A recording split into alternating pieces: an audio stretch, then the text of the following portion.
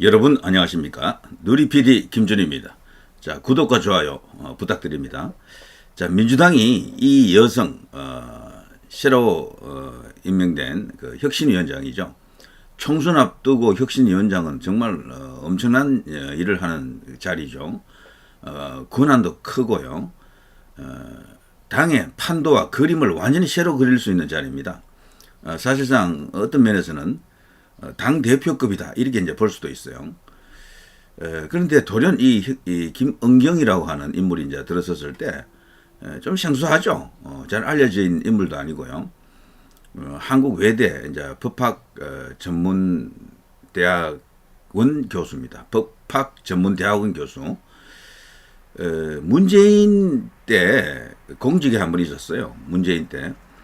2020년 최초의 여성 금융감독원 부원장, 구체적으로는 금융소비자보호처장이라고 합니다. 여기에 임명됐고요. 지난 3월에 임기를 채우고 퇴임을 했습니다. 2015년 문재인 당시 더불어민주당 대표 때, 통합민주당 때죠. 저때는 새정치민주연합의 당무감사위원으로, 새정치민주연합입니다. 새정치민주연합의 당무감사위원으로 활동한 것이 이제 정치적 경력을 이제 볼 수가 있는 건데요.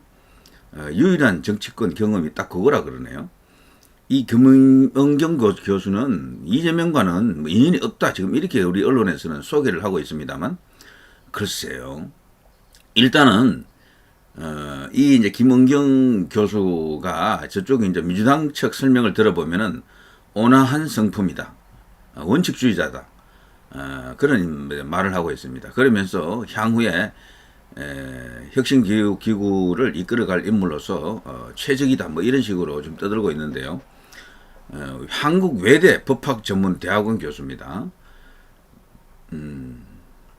자, 이 인물이 과연 현재 위기에 처한, 민주당도 어떻게 보면 지금 위기 아닙니까? 코너에 몰린 상황입니다. 지지율이 지금 답보 상태이거나 하락하는 그런 추세죠. 이재명에 대한 사법 리스크를 이제 거론하는 목소리가 가장 이제 커져가는 그 상황을 지금 눈앞에 두고 있습니다. 이재명이 그나마 더 버티는 이유는요.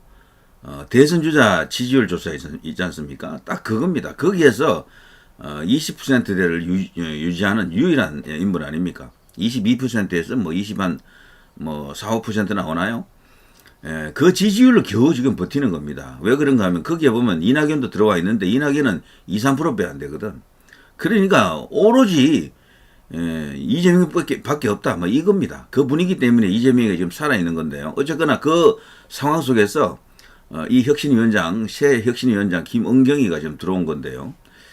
그런데 제가 볼 때는 이 야권은 이 초보 혁신이 끌어안고 침몰할지도 모른다.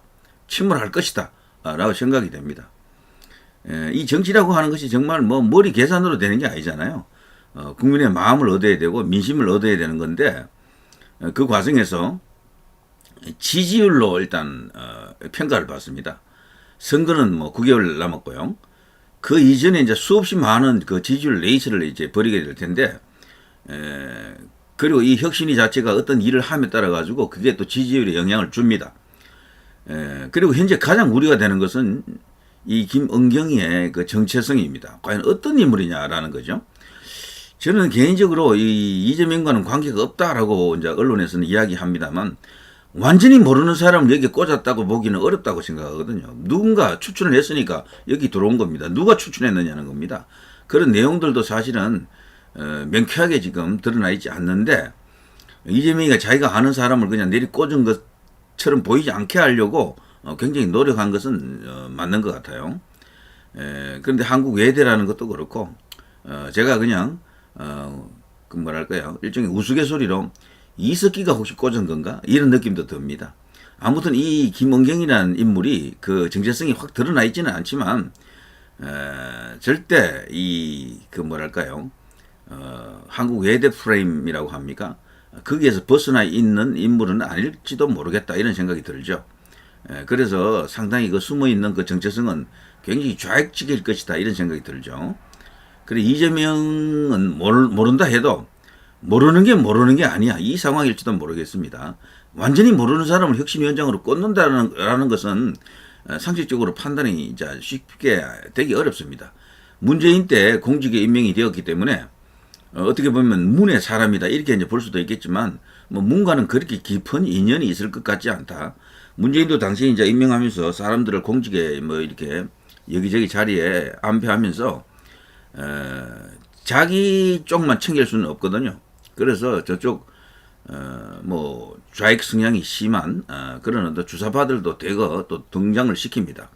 그래서 이 김은경 교수 이 사람도 그런 그 틀에서 나타난 인물이 아닌가 일단 이런 생각을 한번 해보고요. 자, 민주당 혁신위를 제가 검색을 해봅니다. 비명, 황희, 민주당 혁신위 합류, 허수아비 지적에 구색 맞추기인가 뭐 등등.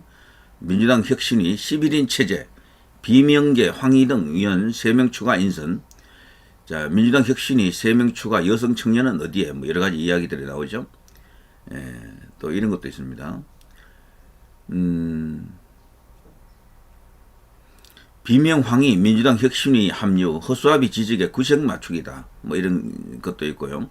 민주당 혁신위 비명계 인선에도 기대감 뚝 떨어진다. 내홍 격화 우려 이거 자체가 뭡니까? 이 혁신위가 이재명과는 아무런 관련이 없는 인사가 지금 혁신위원장이라고 해도 믿지 않는 겁니다. 이런 식으로 내홍이 격화 될 우려가 있다 이런 기사가 벌써 나오는 것 자체가 한쪽으로 치우칠 것이다. 완전히 그냥 이재명의 칼잡이가 될 것이다. 이재명의 뜻을 그대로 이제 받드는 칼잡이가 될 것이다. 이렇게 보는 거죠. 중도층도 기대 않는 민주당 혁신이 25.7%만 잘 될 것이다. 기대 못 받는 민주당 혁신이 비명계 인선에도 당내 불신의 눈초리가 여전하다. 뭐 이런 식으로 쭉 나오는데요. 그렇게 기대감이 크진 않다라고 볼 수 있죠. 기대감이 아니나 다를까 지금 나와 있는 게 이런 식입니다. 자, 지금까지 이 혁신위에 대해서 나왔던 언급들이 이런 게 있어요. 조홍천. 뭐 조홍천은 당연히 이제 비판적인 목소리를 내는 인물이다 치더라도 김은경 현역 기득권 공천 애기 각본이 있는 게 아닌가 의심이 되고 있다. 이 이제 김은경이가 이 혁신위원장에 내정되고 났어요. 임명되고 나서 첫 발언에 이런 말이 튀어나왔어요. 현역 기득권을 인정하지 않는다. 그리고 공천에 대한 어떤 자기 나름의 원칙 같은 걸 얘기를 했어요. 이게 조금 오바다라는 어떤 그런 평가가 있습니다. 지금 그 정치권에서 이 공천이라고 하는 것은 너무도 이게 예민한 이야기거든요. 과거 당 총재가 할 수 있는 이야기를 했다라고 지금 보는 사람이 있어요. 그래서 이게 지금 서툴다. 정치력이 좀 떨어진다. 감각이 없다. 잘못하다가 정말 더불어민주당을 완전 박살내겠다. 이런 우려가 있는 거죠. 그래서 아마추어 냄새가 폴폴 풍긴다. 그리고 또 어떻게 보면은 이재명과 연관이 없다 그랬는데 뒤에서 이재명의 거중 조종을 받는 게 아닌가 이런 그 각본설이 지금 이렇게 등장했고요. 야당 지도부 혁신이 공천 룰 손댈 수 있어 이제 이런 말도 하고 있습니다. 공천 룰을 이제 손대게 되면 이제 진짜로 그때부터 이제 전쟁이 이제 완전히 이제 전면전이 이제 시작되는 건데요. 더불어민주당이 지금 총선 앞두고 가장 큰 이슈라고 하면 당이 쪼개지느냐 쪼개지지 않느냐 이거잖아요. 자, 이재명 본인의 어떻게 보면 그 개인 지지율, 개인기라고 할 수도 있겠죠. 그걸로 지금 근근히 버티고 있다라고 보는 것이 대체적으로 제도권 내의 분위기입니다. 이재명 사법 리스크가 큰데도 제가 앞서 말씀드린 것처럼요. 그 대선 주자 지지율 그거 하나로 버티는 겁니다. 그거 하나로. 이재명을 대신할 사람이 없다는 거야. 다른 누구를 그 집어넣어 봐도 지지율 5% 넘는 사람이 안 나온다 이거예요. 대선 주자로서. 지금 야권 특히 친문들의 생각은요. 이탄희 같은 의원을 내세워가지고 10% 이상 가는 두 자릿수 지지율만 만들면 이재명을 완전히 그냥 도려내는 제거하는 그 작업을 이제 본격화한다 뭐 이렇게 이제 볼 수가 있는데 이탄희도 이제 넣어 보니까 지지율이 기대에 아직은 못 미치고 있다. 아직은 그래도 완전히 존재감 없는 건 아닌 것 같아요. 한 4% 5% 나온 게 있잖아요. 그거 봐서는 적은 지지율은 아니다. 이제 그렇게 볼 수가 있지만 어쨌거나 이재명은 그 힘으로 겨우겨우 버티고 있는 것은 확실해요. 사법 리스크가 그렇게 엄청난데도 불구하고 우리 당대표라고 이렇게 따르는 친명계가 살아있다는 게 개딸들이 지금도 여전히 뭐 이재명을 마치 자신들의 그냥 교주 보듯이 그렇게 그냥 밀어주고 땡겨주고 그냥 핥아주고 하는 걸 보면요. 이게 이제 우리나라 정치 수준이다 이렇게 볼 수가 있겠죠. 자, 어쨌거나 각본이 있느냐 없느냐입니다. 여기서 각본은 이재명의 뜻이 지금 들어간 혁신이냐 아니냐 이걸 지금 보는 건데요. 시간이 흐름에 따라서 김은경의 역할, 김은경과 이재명 간의 어떤 그 관계 혹은 뭐 입장 이런 것이 이제 드러날 거예요. 자연스럽게. 어쨌거나 혁신위원장 이 김은경이는 공천에서 현역 기득권을 배제하겠다라고 했거든요. 근데 이게 듣기에 따라서는 친명에게는 저게 아주 달콤한 어떤 뭐 꽃노래로 들릴 수가 있고요. 비명계, 친문, 뭐 이낙연계 이런 사람들이 듣기에는 저게 자기 자신들의 그냥 자리를 위협하는 뭐랄까요, 칼을 뺀 그런 목소리로 들릴 수가 있습니다. 섬찟하죠. 저는 뭐 말을 듣게 되면은 현역 의원들은 뭐 초선이든 뭐 재선이든 삼선이든 그런 사람들 입장에서는 현역 기득권을 배제하겠다. 저 말이 너무도 무섭다고요. 자, 이렇게 되면은 더불어민주당 안에서 자연스럽게 내용이 터질 수밖에 없습니다. 김은경의 역할에 대해서 순순히 받아들일 수가 없는 겁니다. 그리고 무엇보다도 김은경이가 혁신위원장이 꽂히는 그 과정에서 비명이 적극적으로 가담해서 그렇게 한 게 아니거든요. 그냥 일방적으로 최고위에서 그냥 내려 꽂아버린 거란 말이야. 자, 어쨌거나 당 안에서는 친명은 뭐 오케이 땡큐입니다. 좋습니다. 기득권 배제하십시오. 그러나 비명은 그게 아니에요. 저거 우리하고는 적이구나. 우리하고는 원수가 되겠다. 바로 그렇게 본능적으로 느끼는 겁니다. 친명들은 좋습니다. 칼 휘둘러 주세요. 마음껏 내리치세요. 이겁니다. 자신들은 때리지 않을 것이다. 자신들은 치지 않을 것이다. 라고 보는 거죠. 그 과정에서 어정쩡한 자리에 있는 사람들까지도 지금 친명 쪽으로 움직이게 하는 그런 효과가 있어요. 저게. 그건 달리 말하면은 친문, 친이낙연 이쪽에 이제 색깔이 두드러진 사람들은 이대로 가면 우리가 고소하겠다라고 고사 위험하겠다 싶으면요. 정말 파국이 올 수도 있는 거거든요. 파국. 근데 이재명의 입장은 지금 자신이 어느 정도 대선 주자로서 지지율을 유지해야 되는 그런 뭐 제1 과제가 있지만 또 다른 하나의 과제는 마음에 들지 않더라도 친문 그리고 친이낙연 이들을 어느 정도 끼고 가는 걸 원해요. 국민의힘이라고 하는 진짜 그 이재명 입장에서는 적은 거기잖아요. 그래서 그 사람들이 정말로 반발하면서 당을 그냥 빡차고 나가버리면은 당이 분당이 되거나 그런 식이 된다 그러면은 자신이 이길 수가 없는 선거가 됩니다. 제1당을 자기가 목표로 하는데 그렇게 되면 1당이 어렵잖아요. 2당 잘해야 2당 아닙니까? 2당의 힘으로는 이 난국을 돌파를 못해요. 지금 봐서는 만일에 그런 상황에서 당이 쪼개질 경우에 친문, 친하, 이낙연 이들이 하나의 세력을 형성한다 그러면요. 그들이 3당이 될지라도 나중에 3당 그 3당이 이재명에게 절대 우호적이지 않을 것이다 라고 보는 거죠. 이거는 달리 말하면 이재명은 완전히 그냥 그때까지 사법 처리되지 않고 있다 하더라도요. 총선 이후에 바로 감옥 간다라는 말로 이제 이렇게 대신할 수가 있습니다. 그리고 이재명 스스로 그거는 완전히 그냥 자폭하는 겁니다. 자살골이에요. 그래서 이재명은 자기도 살고 당도 살고 그러면서 총선에서 이기는 그 전략을 몇 개 이제 이렇게 갖고 있는데 그 중에 가장 뚜렷한 건 자신이 대선 주자로서 지지율 1위를 계속 유지한다. 이게 1번이에요. 이거 굉장히 중요하거든요. 그래서 제가 가끔씩 이재명에 맞서는 국민의힘에서도 그 대선 주자가 나와야 된다. 이제 그게 지금 현재로서는 한동훈의 가능성이 높다는 거죠. 그래서 한동훈과 이재명의 지지율 차이가 2배쯤 나잖아요. 한동훈 장관이 좀 올라와야 돼요. 지지율이. 그러면 총선에서 최고 전략은 그겁니다.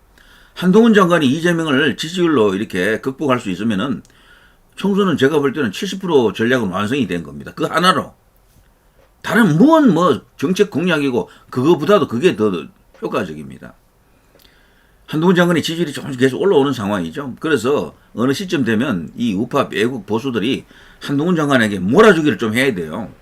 자, 우리에게는 한동훈이 있어. 이렇게 되면서 그 총선 자체가요. 한동훈 대 이재명의 대결 이런 구도로 가버리면은 그야말로 완벽한 승리 카드가 될 수도 있겠다.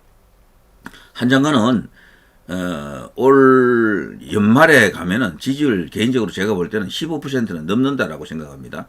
이재명이가 20% 초반이 나온다 하더라도 계속 올라가가지고 연말쯤이면 한 15% 정도 간다. 그리고 해가 바뀌면은 총선 앞두고 한동훈으로 이렇게 결집하는 그런 움직임이 있을 거예요. 그 사이에 한 장관이 또 정치권으로 이렇게 왔다고 보면요. 그때는 이제 법무부 장관이 아니겠죠. 본격적인 정치 활동을 재개할 경우에 그 탄력을 받아가지고 일종의 컨벤션 효과가 일어납니다. 그런 것도 일종의 컨벤션 효과가 되는데요. 그러면 추가 지지율이 또 생길 수가 있어요. 그러면 그야말로 20%대에서 이재명하고 붙을 수가 있는 겁니다. 그러면은 총선 모든 이슈를 거기서 다 빨아들입니다. 그리고 국민의힘이 그동안 갖고 있던 여러 가지 어떤 뭐 약점이 있었다 치더라도 그걸로 다 희석이 되는 거예요. 다 이제 그걸로 다 수화가 됩니다.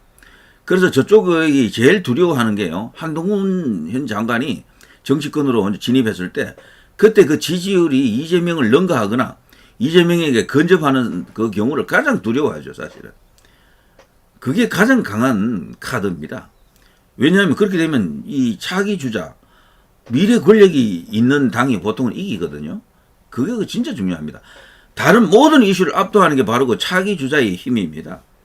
그래서 옛날에 YS라든가 김대중 같은 경우는 그 사람 하나가 움직이면 당 하나가 움직여버리잖아요. 그런 식입니다. 그리고 거기에 지지율이 다 몰리고 우리나라 국민들은 원래 이 대통령 중심제 국가에서 차기 주자가 누구냐, 현직 대통령이 누구냐, 뭐 이런 어떤 큰 어떤 고리를 갖고 그런 개념을 갖고 이렇게 바라보는 그런 경향이 강합니다. 자, 아무튼 그런 어떤 내부적 속사정이 있습니다. 그래서 이재명은 자기 스스로 대선 주자로서 지지율을 유지해야 된다는 것. 또 다른 하나는 당을 그래도 참 꼴보기 싫은 사람이라도 자기 입장에서는 친문들 다 내쫓고 싶고 이낙연 그냥 싹 이렇게 정리하고 싶지만 그렇게 안 하는 거죠.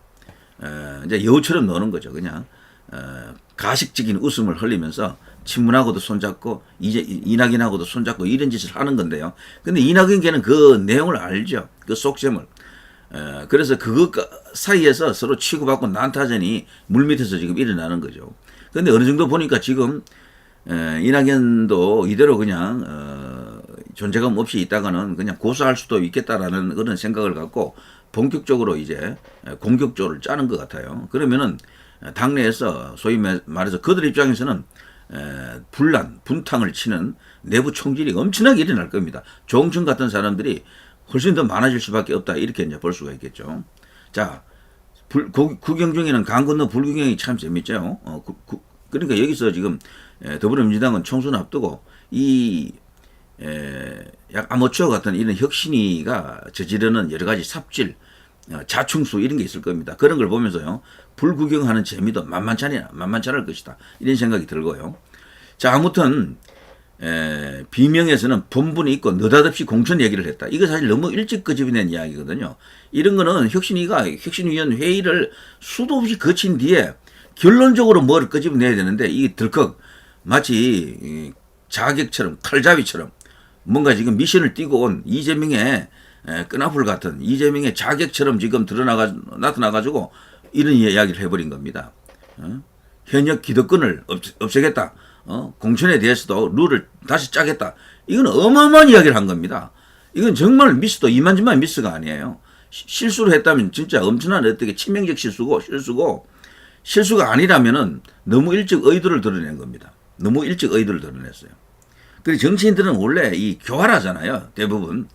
근데 그 교활이라는 것을 또 뭐 좋게 말하면은 노련하다라고 이제 볼 수도 있는데 그런 면에서 이 김은경이는 시작부터 큰 어떤 화를 내분을 잉태하고 있다. 이렇게 이제 말할 수가 있습니다. 자, 친명 일색 혁신위의 비명 포함 요구가 지금 터지고 있다. 저들은요, 어쨌거나 이재명과 관계없는 인물이라고 하지만 이 혁신위 자체가 11명 체제라고 하는데요. 대부분 이재명과 함께 갈 수밖에 없는, 그렇게 움직일 수밖에 없는 친명 분위기로 그냥 완전히 그냥 꽉 이렇게 뭉쳐져 있다고 합니다. 자, 이런 것 때문에 민주당 자체가 지금 이대로 가면은 거의 이제 쪼개진다라고 봅니다. 왜냐하면 또 가장 비근한 예로 추미애가 요새 설치잖아요. 추미애는 자신의 이제 지역구가 그 광진 그쪽 아닙니까? 거기에 지금 누가 있습니까? 고민정이잖아요. 고민정이는 친문이잖아요. 누가 뭐 봐도 뭐 그건 친문인데, 근데 이 추미애는 친문이 아니거든요. 고민정은 친문인데 추미애는 친명이잖아요. 친명. 그 자신이 이제 법무부 장관에서 이 아웃될 때 그걸 이제 그 당시 청와대 문재인이 요구했다는 것, 그걸 자기 스스로 이번에 이제 언론에 나와서 이야기했잖아요. 어제. 그러면서 뭐 그 속에서 부글부글 끓고 있다라는 것을 이야기했었습니다. 그게 뭐겠습니까? 자신이 다시 그 광진에 가겠다는 얘기거든요. 이 경우 고민정하고 또 이렇게 충돌이 일어날 수밖에 없습니다. 그거 조정 쉽지 않아요, 절대. 이 정치라고 하는 게 아무리 추미애가 거기 터줏대감이고 오선했고 거기 지역구가 자신이 주인이라고 할 수 있는 그런 조건을 갖고 있다 하더라도 고민정이 쉽게 양보하겠어요? 자, 그런 일이 이제 계속 터지는 겁니다. 그런 것을 이렇게 조정한다는 것은 정말 어렵거든요. 다른 곳에 보내려 해도 거기도 또 다른 사람이 있어요. 그 사람하고 또 척을 지는 그런 일이 되고 내분이 또 터지는 겁니다. 그 정도로 이 국회의원들은 공천 앞두고 내 자리가 어디냐 이거 이상 가는 이슈가 없는 거죠. 이제 그게 지금 터지는 건데 그걸 하자면 정말 노련한 혁신위가 필요하고 나중에 또 공관위가 필요한 건데요. 어쨌거나 혁신위는 거대한 돌풍 뭐 혹은 풍파를 예고하고 있습니다. 친명 일색이라는 것이 이게 진짜 간단한 이야기가 아니거든요.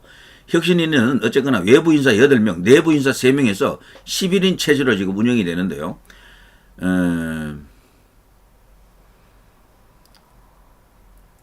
뭐, 그 밖에 여러 가지 뭐 언론사 기사를 제가 조금 살펴보니까 뭐, 제가 이야기한 내용하고 다 이제 겹치는 것 같아요.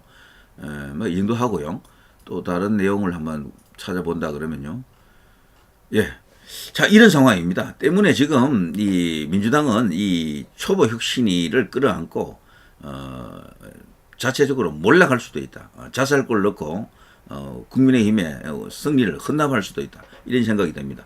그리고 제가 마치기 전에요. 한 번 더 제가 강조합니다만, 총선에서 최고의 전략은 어쨌거나 지금 여당 아닙니까? 국민의힘은 대통령에 대한 중간평가적 성격의 이제 선거이긴 한데, 그 프레임으로 가는 것보다는,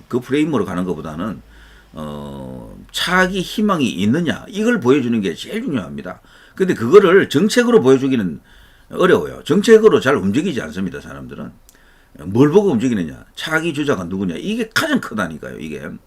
그래서 의도적으로라도 한동훈에게 이 세를 좀 몰아줘야 됩니다. 지지율을 좀 몰아줘야 됩니다. 이재명에게 한동훈이 1대1로 그냥 맞붙을 정도로 지지율을 만들어버리면은 저는 뭐 180석 가능하다고 봐요. 그렇게 되면은. 왜냐하면 이 국민의힘은 또 다른 주자들도 많이 있거든요. 지금 저쪽 야권은 이재명 외에는 사실 뭐 두드러진 인물도 없어요. 그 지지율에서 보면 전부 뭐 1, 2%, 2, 3% 요런 수준들인데, 그래서 이낙연 그 캠프도 지금 이낙연 쪽에도 딜레마가 그거죠. 내 지지율이 왜 이것밖에 안 나와요? 이거죠. 모르겠습니다. 저들이 또 이재명을 상대로 이 당 공천 혁신이 이제 활동 과정 속에서 엄청난 어떤 그 도발을 할 겁니다. 그때 친명 비명 간의 큰 싸움이 일어날 경우에 전체적인 지지율은 떨어지더라도 이낙연은 또 개인적으로 좀 올라갈 수도 있겠죠. 그런 이슈를 통해서, 이슈 파이팅을 통해서 자신의 존재감을 좀 드러낼 수도 있겠습니다만, 어쨌거나 지금 이대로 이해찬의 이야기를 들어봐도 그렇고 박지원이 말도 들어봐도 그렇고요. 그들은 그겁니다. 이재명 아니고는 대안이 없다는 겁니다. 다른 사람은 지지율이 안 나온다는 거야. 그 둘 다 그런 이야기를 하더라고요. 박지원이 누굽니까? 이해찬이 누굽니까? 이 둘이가 사실은 양진영의 사실은 그 원투입니다. 제가 볼 때. 좌파 서열 저쪽 1위 이해찬, 이쪽 1위는 문인이 아니고 여기 박지원이라고 해도 관계없습니다. 호남세를 대표하는 그 세력 말이죠. 자, 그 둘이가 뭐 하나는 진짜로 이제 이재명과 이렇게 뭐 일심동체가 되었다 할까, 한 몸이 되었다 할 이해찬이 이재명 외에는 카드가 없다, 대안이 없다 이런 말을 하고 있고, 그리고 지지율 이야기를 하더라고요. 홀로 대선 주자라는 거야, 그 이재명이가. 그런데 똑같은 말을 박지원에도 했습니다. 그러면서 박지원이도 이재명 외에는 대안이 현재 없다. 그게 자기 속마음이겠습니까? 자신의 진짜 그 본심이겠습니까? 아니거든요. 그런데도 그런 교활한 발언을 하는 겁니다. 지금은 다른 카드로는 어렵다라고 느끼는 것 같아요. 우리가 볼 때는 이재명은 뭐 감옥 가야 되는 사람인데 그러고 있는 겁니다. 저들이. 때문에 이번 총선에서 그 결과를 완전히 이제 만들어내야 됩니다. 그런 연장선에서 보면 제 최고의 이제 총선 전략은 정말 유력한 차기 그 권력들, 차기 주자를 국민의힘 안에서 자체적으로 완전히 띄우는 겁니다. 이걸 띄우느냐, 못 띄우느냐, 이게 굉장히 중요합니다. 못 띄우게 되면 윤 대통령 얼굴로 치르는 선거, 띄우면은 윤 대통령과 한동훈이라고 하는 이 양수 겸장입니까? 쌍거리로 이렇게 총선을 치를 수가 있게 됩니다. 자, 일단 요 정도 하고요. 야권은 어쨌거나 지금 지지율 답보 상태 혹은 약간 내려가는 그런 분위기가 있는데요. 혁신위가 더 또 여기에 자중수를 계속 이렇게 범할 가능성이 큽니다. 굉장히 좋은 일입니다. 자, 구독과 좋아요 부탁드립니다. 자, 6월 자 끝났죠. 7월이죠 이제 새로운 달 7월 여러분에게 좋은 일이 많이 생기기 바랍니다. 자, 누리 PD 김준이었습니다.